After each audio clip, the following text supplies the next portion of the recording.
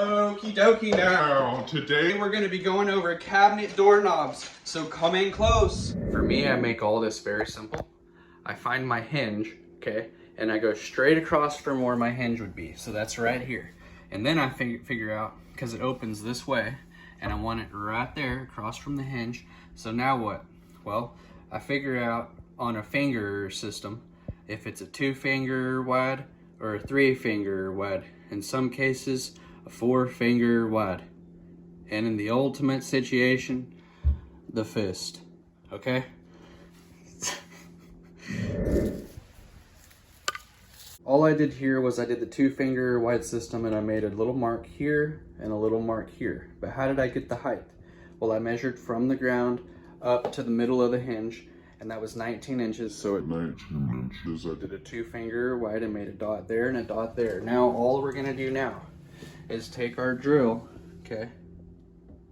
Keep it steady and go straight through her. Okay, and then I'm gonna come over here. Make sure you go slow and steady and level straight through there.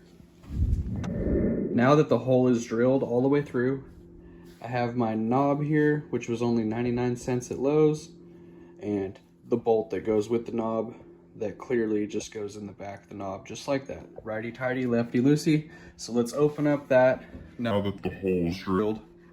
And let's put the bolt through the back, okay, just like that. And now I'm gonna take the knob and I'm gonna hand tighten it on the bolt, just like that. And then you're gonna wanna take your handheld screwdriver on the back while holding the knob and give it a righty-tighty to tighten that down and snug that up. Of course, I can't do that while holding the video camera. And there it is, a knob for 99 cents right there. Okay? If this video was helpful in any way, go ahead and like it, subscribe to the channel if you like home improvement videos, and I will see you next time.